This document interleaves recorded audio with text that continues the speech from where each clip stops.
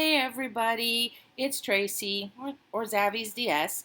I am checking in belatedly from my wellness visit last week at Blue Point Associates. Now, the wellness visit is a combination dietitian, exercise physiologist, and counselor, and they're all kind of meeting with you, talking with you, seeing where you're at, and I think evaluating you as to whether or not you're a good candidate for the surgery.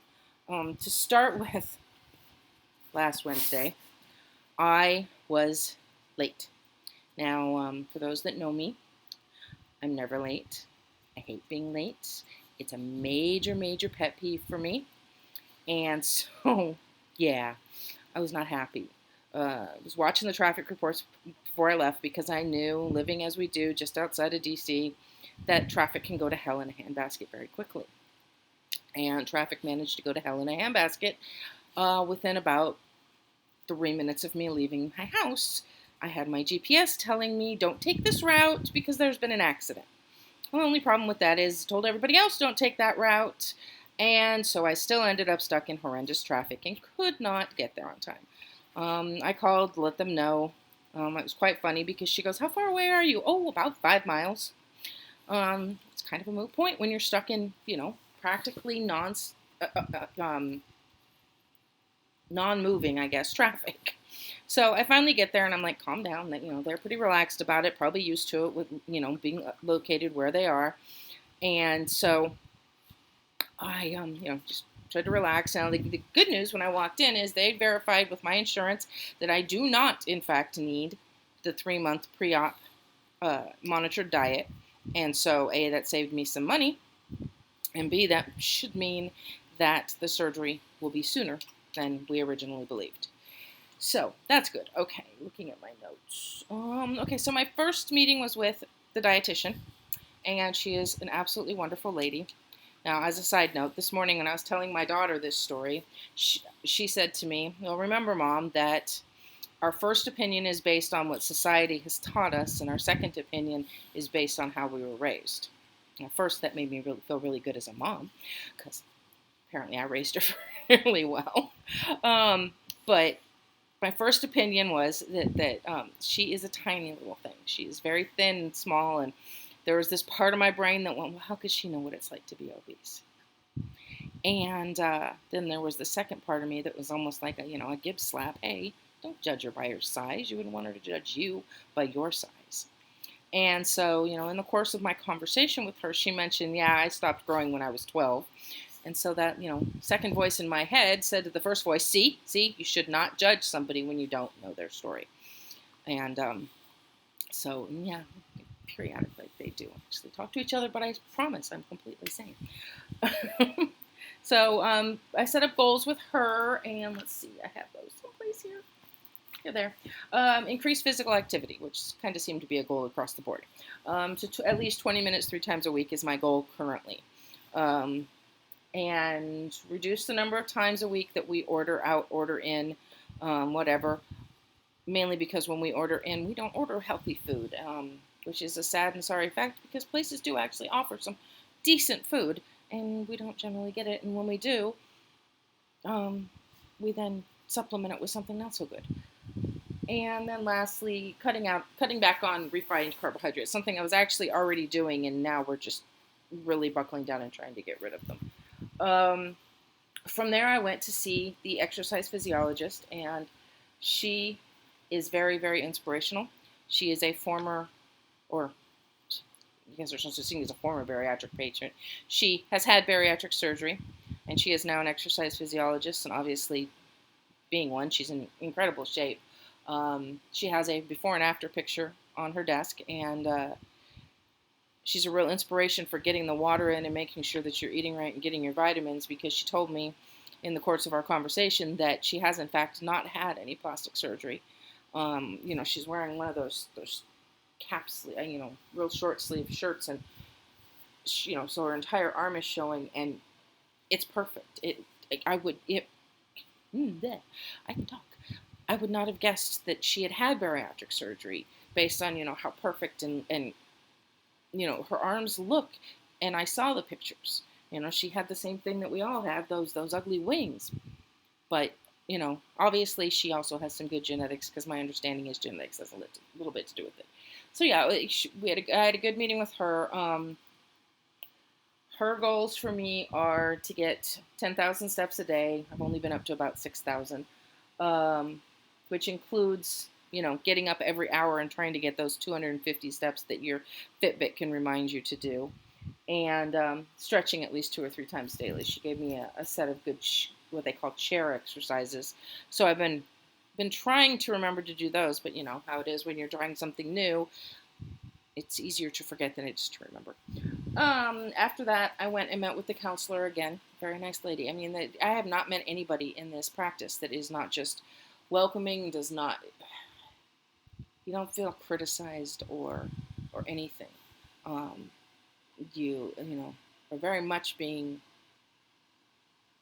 welcomed, and not just because you're giving their practice business, but because, they feel like you're making a good decision. So it was great. And, um, counselor gave me this really great it's a list she has compiled from other bariatric patients that is my success habits. And it has things on it like using small plates and utensils, um, measuring your food at every meal, avoiding refined carbohydrates, minimizing how much caffeine you get every day, drinking your water, avoiding sodas, and using alcohol very sparingly. Um, Exercise at least 4 times a week, 40 minutes per session. I will get there. Taking the vitamins like you're supposed to. Um, Getting enough sleep. So, a lot of it's stuff that we already know, but it's nice to hear that, hey, this is a list from people who've done this, and these are things they really found that worked for them. So maybe try to do them. So that was nice. Not really any goals from her. So next up on my journey, again, I'm looking at my notes, is on Sunday. Yes, Sunday. I have a sonogram of my abdomen. I assume to see the size of my liver. Not positive, and I know regardless I have to do a 2-week pre-op diet. So, but I have to have a sonogram.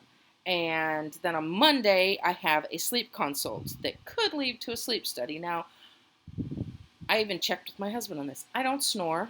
Oh, well, I do a little bit right now because it's a change of seasons and my nose and sinuses are driving me crazy, but that's a whole different issue. I don't regularly snore. I don't wake up gasping for breath. I do have some trouble staying asleep, but I don't think it's down to sleep apnea. I'm pretty sure it's just that, I don't know, I have a small bladder. That's why I think I don't stay asleep. So, if I have to have the sleep study, then I'm going to assume that they're going to schedule it after the consult, and then we have to wait for that to get done and the report on that to come in, which fortunately it's all in the same clinic. So that cuts down on that time because getting it from one place to another has been just a trial for me.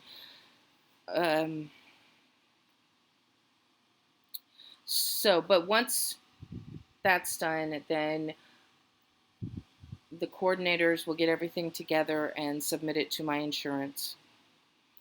Once it's submitted to my insurance, if/when it gets improved, and I got to put the if in because you're always afraid they're not going to, then we get the date, and then we go from there. Now, I know that I'll have at least 2 weeks when I get the date, maybe more, because I know that once... More papers over here that I'm trying to see, and I can't because there's things in the way.